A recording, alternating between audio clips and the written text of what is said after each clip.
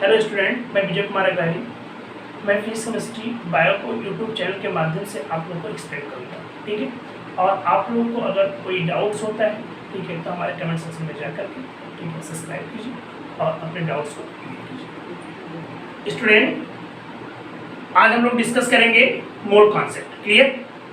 Mole concept पे हम कुछ क्वेश्चंस बताएंगे और इसके कुछ आपको स्पेशल कॉन्सेप्ट देंगे, आप लोग इसको ध्यान से देखिए। राइट। तो हमारे पास क्या है? Mole concept. मोल कॉन्सेप्ट है क्या? फिजिक्स में हम लोग पढ़ते हैं फिजिकल क्वांटिटीज, और फिजिकल क्वांटिटीज में हम लोग स्टडी करते हैं fundamental physical quantity. Fundamental physical quantity क्या होती है? बेटा, आपने फिजिक्स में स्टडी किया है फंडामेंटल फिजिकल क्वांटिटी, और फंडामेंटल फिजिकल क्वांटिटी कितने होते हैं? 6। उन 6 फंडामेंटल फिजिकल क्वांटिटी में सबसे लास्ट में आता है अमाउंट ऑफ सब्सटेंस। तो अमाउंट ऑफ सब्सटेंस एक क्या है? Fundamental physical quantity. ठीक। अमाउंट ऑफ सब्सटेंस की जो यूनिट होती है उसे क्या कहते हैं? मोल। तो इट मींस हम लोग सिंपली कह सकते हैं कि mole is the fundamental unit of amount of substance. मतलब अमाउंट ऑफ सब्सटेंस की जो फंडामेंटल यूनिट है वो क्या है? मोल। क्लियर? सिंपली आपको याद रखना है। तो क्या हुआ? किसी सब्सटेंस के अमाउंट की फंडामेंटल जो यूनिट है वो क्या है? मोल। क्लियर? आइए अब इसके बाद हम लोग डिस्कस करेंगे, ठीक है, amount of substance. Amount of substance मतलब किसी सब्सटेंस का जो अमाउंट है वो किस टर्म में हो सकता है? मास के टर्म में हो सकता है, नंबर ऑफ पार्टिकल के टर्म में हो सकता है, या वॉल्यूम के टर्म में हो सकता है। मतलब अगर किसी सब्सटेंस का अमाउंट मास के टर्म में है, या नंबर ऑफ पार्टिकल के टर्म में है, या वॉल्यूम के टर्म में है, तो हम उस सब्सटेंस के अमाउंट का क्या निकाल सकते हैं? मोल फाइंड आउट कर सकते हैं। क्लियर? आइए अब इस मोल को फाइंड आउट करने से पहले हम कुछ बेसिक चीजें स्टडी कर लेते हैं। राइट। आइए हम लोग सबसे पहले पढ़ेंगे atomic mass unit means AMU। Right. Atomic mass unit means AMU की जो वैल्यू होती है वो 1.67 × 10⁻²4। ये आपको याद रखना है। इट मींस क्या हुआ कि atomic mass unit means 1 AMU is equal to हो जाएगा 1.67 × 10⁻²4। आइए अब हम लोग चलेंगे कुछ और बेसिक चीज देखेंगे। देखिए हमारे पास ये मास of proton, mass of neutron and mass of electron. देखिए मास ऑफ प्रोटॉन की जो वैल्यू होती है 1.67 × 10⁻²4, और जो हमारे पास मास ऑफ न्यूट्रॉन है ये मास ऑफ प्रोटॉन के नियरली इक्वल होगी। तो मास ऑफ प्रोटॉन और मास ऑफ न्यूट्रॉन नियरली इक्वल होंगे, इट मींस इसकी वैल्यू भी क्या हो जाएगी? 1.67 × 10⁻²4। क्लियर? जो हमारे पास मास ऑफ इलेक्ट्रॉन है ये मास ऑफ इलेक्ट्रॉन नेग्लिजिबल होगा in comparison to mass of proton and mass of neutron. Clear? तो mass of electron is negligible in comparison to mass of proton and mass of electron. Clear? आइए अब हमारे पास एक नया point मिल रहा है, atomic mass. What is the means of atomic mass? अगर आपसे पूछा जाए कि एटॉमिक मास क्या है, ठीक है, तो atomic mass is equal to mass of one atom. मतलब किसी एलिमेंट का एटॉमिक मास आपसे पूछा जाएगा तो आप बताएंगे कि उस एलिमेंट के एक एटम के मास को हम लोग क्या नाम दे देंगे? Atomic mass.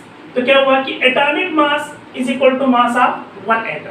लाइक दिस, एक मैं एग्जांपल ले रहा हूं, atomic mass of carbon. Atomic mass of carbon means mass of one carbon atom. मतलब क्या हुआ कि अगर कार्बन का एटॉमिक मास पूछा जा रहा है तो कार्बन के एक एटम का मास निकालना होगा। अब कार्बन के एक एटम का मास कैसे आएगा? कार्बन में 6 proton, 6 electron and 6 neutron. Clear? तो हमारे पास कार्बन में 6 प्रोटॉन होते हैं, 6 इलेक्ट्रॉन होते हैं और 6 न्यूट्रॉन होते हैं। इट मींस प्रोटॉन, इलेक्ट्रॉन और न्यूट्रॉन के मास को ऐड कर लें तो क्या हो जाएगा? कार्बन के एक एटम का मास आ जाएगा। क्लियर? आइए तो हमारे पास क्या लिखा मैंने? 6 proton, 6 mass of proton plus 6 mass of neutron plus 6 mass of electron. Clear? तो हमारे पास क्या होगा? 6 मास of proton, 6 mass of neutron plus 6 mass of electron. बेटा क्या होता है कि जो हमारे पास मास ऑफ इलेक्ट्रॉन है ये हम पहले बता चुके हैं कि मास ऑफ इलेक्ट्रॉन नेग्लिजिबल होता है in comparison to mass of proton and mass of neutron. Clear? तो मास ऑफ इलेक्ट्रॉन नेग्लिजिबल है in comparison to mass of proton and mass of neutron. It means इसके प्लेस पे हम लोग negligible value रख देंगे तो हमारे पास बचेगा क्या? 6 मास of proton and 6 mass of neutron. Mass of proton और मास ऑफ न्यूट्रॉन आपस में क्या इक्वल है? इट मींस हम लोग इसको क्या अज्यूम कर सकते हैं? 12 मास ऑफ प्रोटॉन। और बेटा अब क्या हुआ? मास ऑफ प्रोटॉन की जगह पे मैंने क्या पुट कर दिया? 1.67 × 10⁻²4। इट मींस क्या हुआ कि 12 × 1.67 × 10⁻²4। क्लियर? तो हमारे पास क्या हुआ कि atomic mass of carbon means carbon के एक एटम का मास कितना आ गया? 12 × 1.67 × 10⁻²4। क्लियर? बेटा 1.67 × 10⁻24 को हम लोग क्या नाम दे देते हैं, AMU। इट मींस क्या हो जाएगा कि atomic mass of carbon is equal to 12 AMU। Clear, ready. अब इसी तरीके से अगर आपसे कहा जाए कि एटॉमिक मास ऑफ ऑक्सीजन, तो एटॉमिक मास ऑफ ऑक्सीजन मतलब कैसे निकालोगे, ऑक्सीजन में 8 प्रोटॉन होंगे और 8 न्यूट्रॉन होंगे, मींस 8 प्रोटॉन का मास प्लस 8 न्यूट्रॉन का मास, मींस क्या हो जाएगा 16 मास ऑफ प्रोटॉन। इट मींस यहां लिखेंगे 16 AMU। क्लियर, तो इसी तरीके से आप किसी भी एलिमेंट का एटॉमिक मास फाइंड आउट कर सकते हैं। क्लियर, और एटॉमिक मास फाइंड आउट करने के लिए क्या करना पड़ेगा, मास of proton plus mass of neutron आपको फाइंड करना है। क्लियर, तो ये इस तरीके से हमारे पास क्या आ जाएगा, एटॉमिक मास। आइए अब इसके आगे हम लोग डिस्कस करेंगे बेटा, एटॉमिक मास मुझे मिल गया। अब एटॉमिक मास के बाद हम लोग डिस्कस करेंगे मॉलिक्यूलर मास। आइए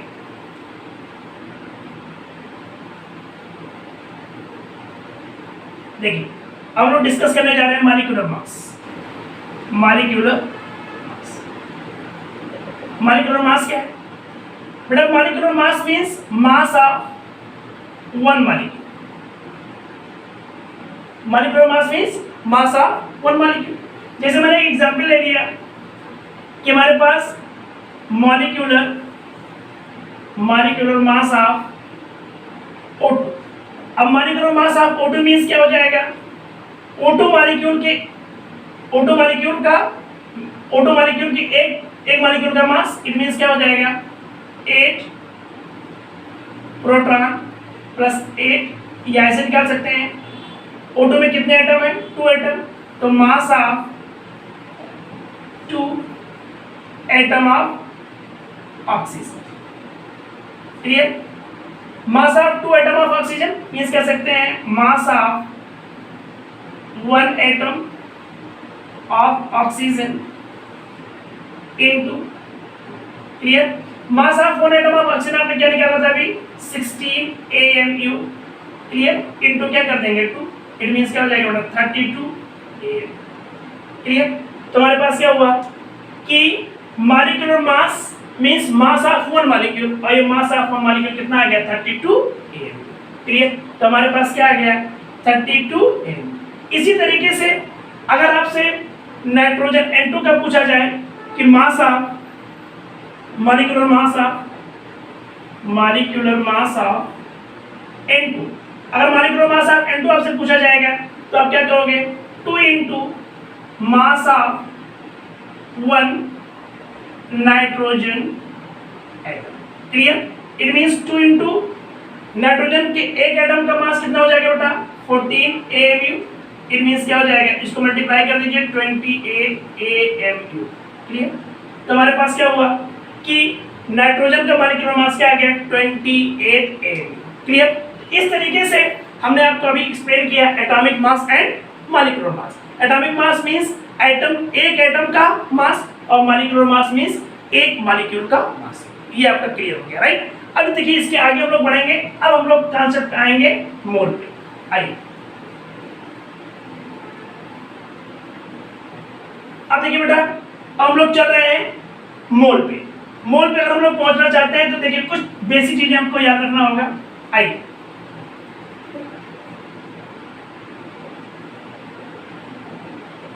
राइट, मोल पढ़ने से पहले कुछ चीजें मुझे याद रखना है। क्या, पहला चीज मोलर मास।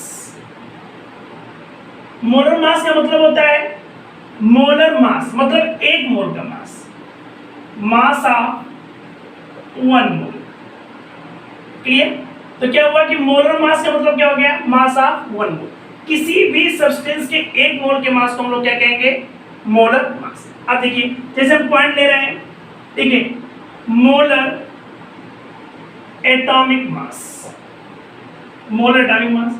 मोलर एटॉमिक मास का मतलब क्या हुआ कि मास ऑफ 1 मोल एटम। क्लियर, और अगर मोलर मास हम कह सकते हैं मोलर मास, ठीक है, molar atomic mass means mass of 1 mole of atom, और इसी को हम लोग लिख सकते हैं ग्राम एटॉमिक मास। ओके, क्लियर, तो हमारे पास क्या हुआ कि मोलर मास मतलब क्या होता है कि किसी भी चीज के 1 मोल का मास। जैसे हमने क्या कहा, मोलर एटॉमिक मास तो मोलर एटॉमिक मास मतलब क्या हुआ कि मास ऑफ 1 मोल ऑफ एटम, और इसी को हम लोग नाम दे देंगे ग्राम एटॉमिक मास। क्लियर? आइए हम लोग डिस्कस कर लेते हैं मोलर मास ऑफ, एक एग्जांपल ले लिया मैंने, मोलर मास ऑफ कार्बन। तो मोलर मास ऑफ कार्बन मतलब क्या हो जाएगा, mass of 1 mole of carbon. Clear? तो molar mass of carbon means mass of 1 mole of carbon. अब 1 मोल ऑफ कार्बन का मास निकालना चाहते हैं तो आप क्या करोगे, मास ऑफ 1 कार्बन एटम इनटू 1 मोल में बेटा जो नंबर ऑफ एटम होंगे वो क्या होंगे, एवोगैड्रो नंबर के इक्वल। ये तुम्हें याद रखना होगा। ठीक है? तो हमारे पास क्या हुआ कि मास of 1 carbon atom into Avogadro number 6.023 into 1020। Clear? अब आइए मास ऑफ 1 कार्बन एटम को क्या लिखते थे हम लोग, 12 AMU into 6.023 into 1020। बेटा AMU के प्लेस पे रख देंगे हम लोग क्या, 1.67 into 10 power minus 24 into 6023 10 power 20। बेटा इन दोनों को हम लोग मल्टीप्लाई करेंगे तो क्या आएगा, 1। राइट? इट मींस क्या हो जाएगा, 12 into 1 आ गया। ये 12 into 1 क्या हो जाएगा, 12 ग्राम। क्लियर? अब हमारे पास क्या हुआ कि मोलर एटॉमिक मास मतलब मास ऑफ 1 मोल ऑफ एटम, और इसी को नाम दे देंगे ग्राम एटॉमिक मास। तो चाहे आपसे ग्राम एटॉमिक मास कहा जाए, चाहे आपसे मोलर एटॉमिक मास कहा जाए, या आपसे कहा जाए कि मास ऑफ 1 मोल ऑफ एटम, तीनों बातें एक हैं। कैसे फाइंड आउट करोगे, mass of molar mass of carbon जैसे हमको निकालना है तो मोलर मास ऑफ कार्बन कैसे निकालोगे, कार्बन के एक एटम का mass into Avogadro number. Carbon के एक एटम का मास मैंने रख दिया 12 AMU और एवोगैड्रो नंबर मैंने यहाँ ले लिया। AMU के प्लेस पे मैंने ये पुट कर दिया, इन दोनों को मल्टीप्लाई करोगे क्या आ जाएगा, 1 into 12 तो क्या हो जाएगा 12, और यहाँ लिखा है आपने ग्राम एटॉमिक मास, तो यहाँ क्या लगा देंगे जी, इट इज द 12G। अब ये 12G क्या डिनोट कर रहा है, मोलर मास या ग्राम एटॉमिक मास, या आप कह सकते हैं कार्बन के एक एटम, कार्बन के 1 मोल का मास। राइट? तो जब G लग गया तो ये क्या बन गया, ग्राम एटॉमिक मास बन गया, या मोलर मास बन गया, मोलर एटॉमिक मास बन गया। क्लियर? तो यहाँ से हमारे पास क्या मिल गया कि मोलर एटॉमिक मास क्या है, या ग्राम एटॉमिक मास क्या है, या मास ऑफ 1 मोल एटम क्या है। ठीक? अब इसके आगे हम लोग डिस्कस करेंगे। ठीक है?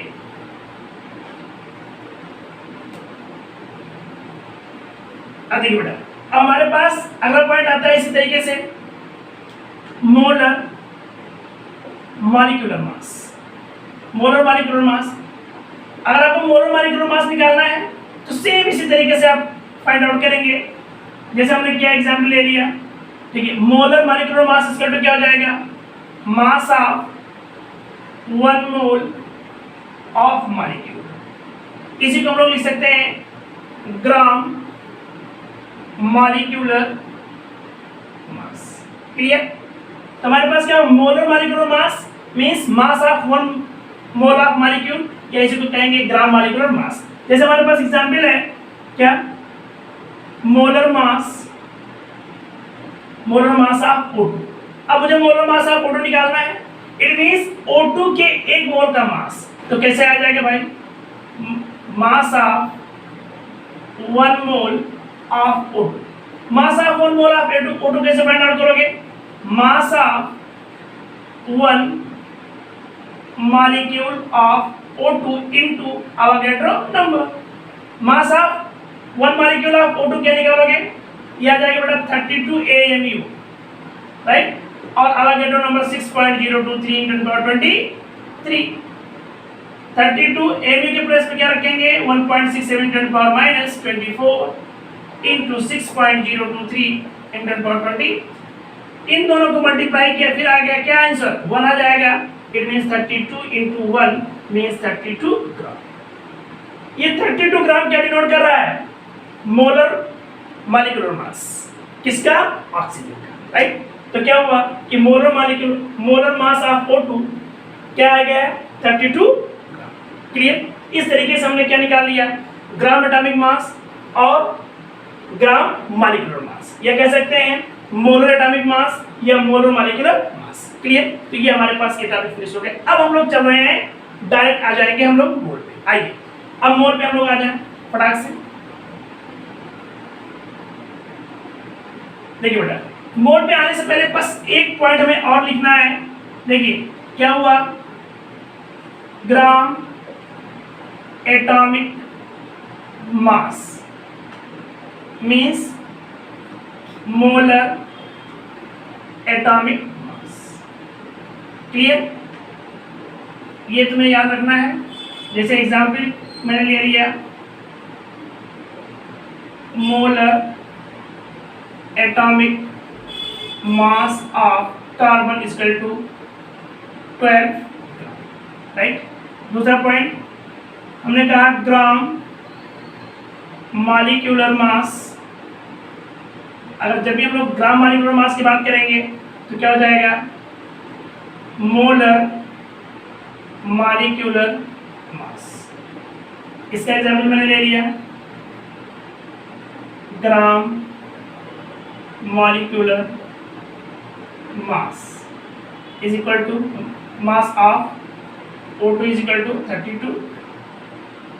क्लियर? तो हमारे पास gram atomic mass means molar atomic mass, gram molecular mass means molar molecular mass. अब हमारे पास ये आ गया।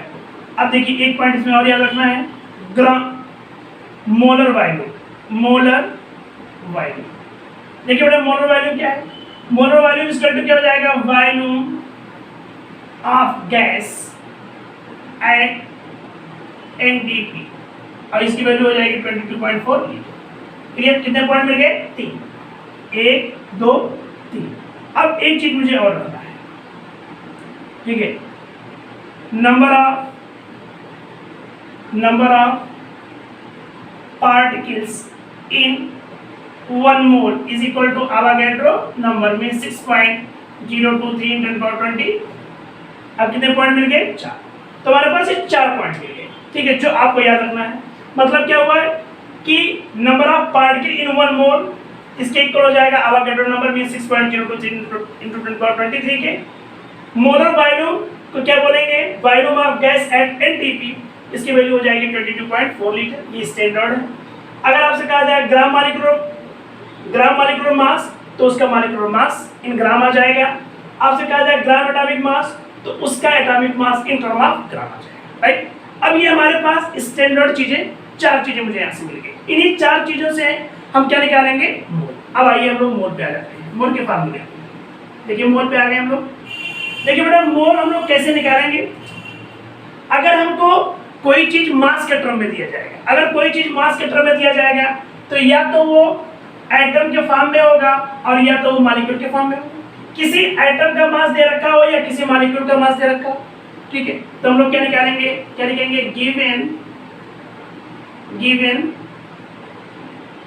गिवन मास अपॉन, अगर एटम के फॉर्म में दिया है तो यहाँ लिखेंगे क्या, मोलर एटॉमिक मास। क्लियर?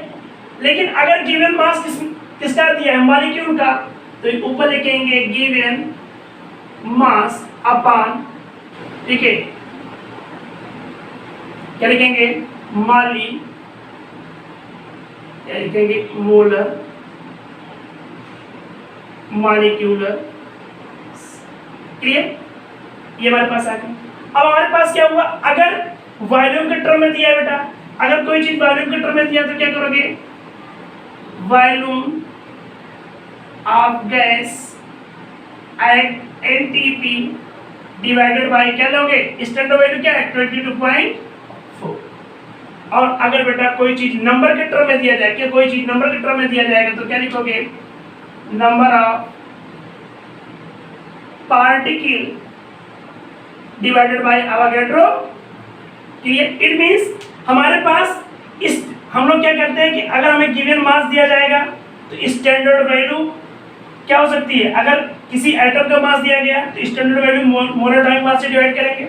अगर किसी मॉलिक्यूल का मास दिया गया तो स्टैंडर्ड वैल्यू, ठीक है, मोलर मॉलिक्यूलर मास से डिवाइड करेंगे। अगर किसी चीज का वॉल्यूम दिया गया एनटीपी पे तो स्टैंडर्ड वैल्यू 22.4 से डिवाइड करेंगे। और अगर आपके पास नंबर ऑफ एटम दे दिया जाए या नंबर ऑफ पार्टिकल दे दिया जाए या नंबर ऑफ मॉलिक्यूल दे दिया जाए तो किसे डिवाइड करेंगे? अवोगाड्रो नंबर से। क्लियर? इट मींस मोल निकालने के लिए सिंपल सा फार्मूला है कि यही आप चारों स्टैंडर्ड वैल्यूज ध्यान रखें तो क्या करेंगे? गिवन को ऊपर रख करके नीचे आप क्या करोगे? स्टैंडर्ड से डिवाइड कर दोगे, आपको क्या मिल जाएगा? मोल मिल जाएगा। सिंपली आपको मोल निकालने का ये सबसे सिंपल फार्मूला है, राइट? और इसको आप कभी नहीं भूलेंगे, आराम से बस कुछ भी नहीं करना है, गिवन वैल्यू ऊपर स्टैंडर्ड वैल्यू नीचे, फट से आपके पास मोल आ जाएगा। ठीक, आइए इस पे कुछ क्वेश्चन कर लेते हैं। सिंपल सा एक क्वेश्चन देख लेते हैं हम लोग जल्दी से। देखिए हमारे पास क्वेश्चन है, फाइंड आउट नंबर ऑफ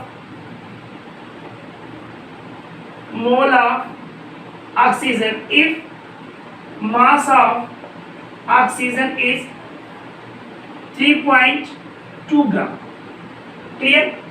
अब देखिए बेटा क्या कह रहा है? Find out number of mole of O2 if mass of O2 is 3.2 ग्राम। तो हमारे पास O2 क्या है? मॉलिक्यूल है, इसका मास कितना दे रखा है? 3.2 ग्राम। तो गिवन वैल्यू 3.2 ग्राम और O2 क्या है? मॉलिक्यूल। इट मींस क्या हुआ कि mole of O2 is equal to given value given mass मैंने ऊपर रख लिया अपॉन क्या कहेंगे? मॉलिक्यूल लिया गया है तो क्या लेंगे? मोलर मॉलिक्यूलर मास। क्लियर? गिवन वैल्यू आप ऊपर रख दीजिए 3.2 और ऑक्सीजन का मॉलिक्यूलर मास क्या आ गया बेटा? 32। क्लियर? यहाँ 3.2 है, यहाँ 32 है, इसको डिवाइड करेंगे क्या हो जाएगा? 1/10 means 0.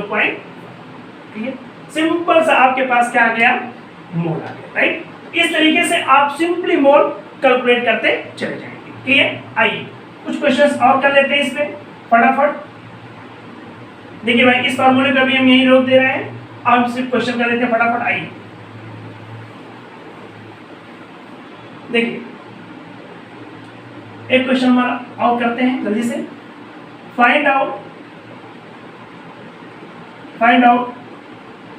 Number of mole of H2SO4 if mass of H2SO4 is 49 gram.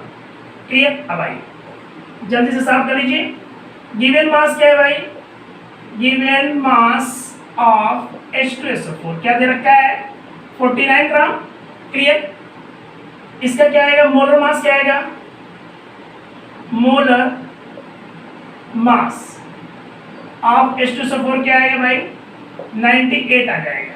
Clear? अब आइए तो निकाल दीजिए mole of H2SO4 is equal to given value given mass ऊपर रख दिया, standard value means molar mass of H2SO4 मैंने नीचे कर लिया। 49 डिवाइडेड बाय 98 क्या आ गया भाई? 1/2 मींस 0.5। क्लियर? इस तरीके से हमारे पास आ गया। आइए एक क्वेश्चन और करते हैं हम लोग सिंपली है, find out mole of ammonia if volume of NH3 at NTP is 11.2 litre. Clear? Simple सा। अब देखिए अब यहाँ पे हमें वॉल्यूम दे रखा है, हम लोग किस फार्मूले को यूज करेंगे? इस वाले को यूज करेंगे। तो आइए वॉल्यूम ऑफ या mole of NH3 mole of NH3 क्या करेंगे? गिवन वॉल्यूम ऊपर रखिए तो volume of NH3 eight NTP कितना दे रखा है? 11.2। नीचे क्या रखेंगे? 22.4।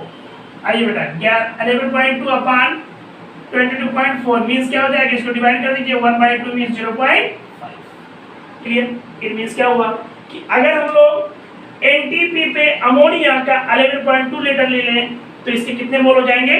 0.5। क्लियर? इस तरीके से आप लोग मोल फाइंड आउट कर सकते हैं। अब देखिए थोड़ा सा ट्विस्टेड क्वेश्चन बनाया जाता है मोल पे। देखिए ठीक है, बस वो हम देख लेते हैं। बहुत सिंपल सा क्वेश्चन बनेगा। आइए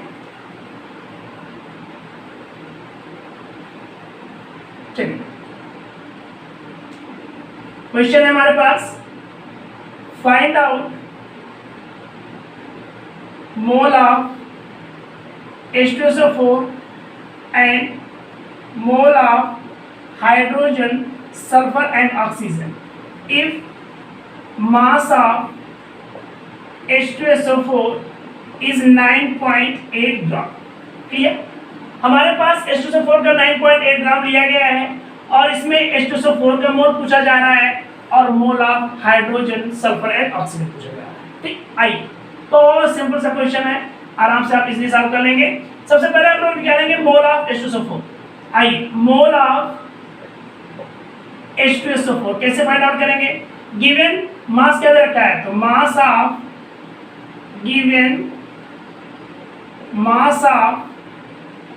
H2SO4 divided by molar mass of H2SO4। Clear? Given mass बटा क्या दे रखा है 9.8 और मोलर मास क्या आएगा 98। इसको डिवाइड कर दीजिए 1/10 मींस 0.1, ये आ गया 0.1, मतलब H2SO4 का कितना मोल आ गया 0.1। अब आइए, अब मुझे क्या पूछा जा रहा है मुझसे, हाइड्रोजन, सल्फर और ऑक्सीजन के मोल।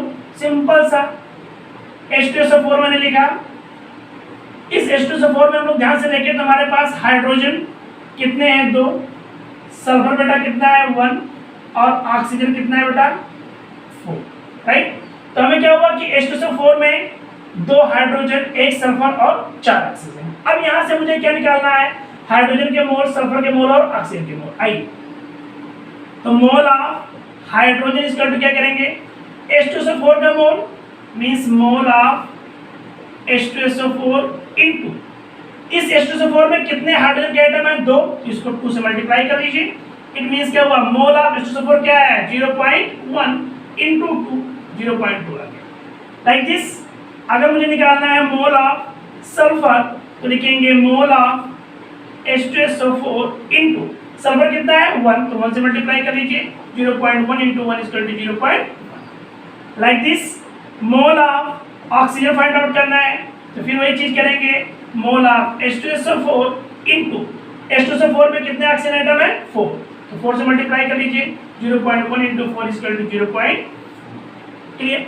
इस तरीके से अगर किसी मॉलिक्यूल के इनसाइड एटम्स के मोल पूछे जाएंगे तो आप इजीली फाइंड आउट कर सकते हैं। कैसे फाइंड करना है, सबसे पहले उस मॉलिक्यूल का मोल फाइंड आउट कर लीजिए और जब उस मॉलिक्यूल के मोल फाइंड आउट हो जाएंगे तो उस मॉलिक्यूल के इनसाइड एटम्स के मोल आप इजीली कैलकुलेट कर सकते हैं। ठीक है, तो इस तरीके से आपको मैंने बहुत सिंपल तरीके से आपको क्या किया, मोल एक्सप्लेन कर दिया। अब अगर इसमें बेटा कोई डाउट होगा, किसी को कोई प्रॉब्लम होगी तो हमारा अगला वीडियो आ रहा है, उसमें आप लोग देख लीजिएगा। Clear? Okay student, thank you.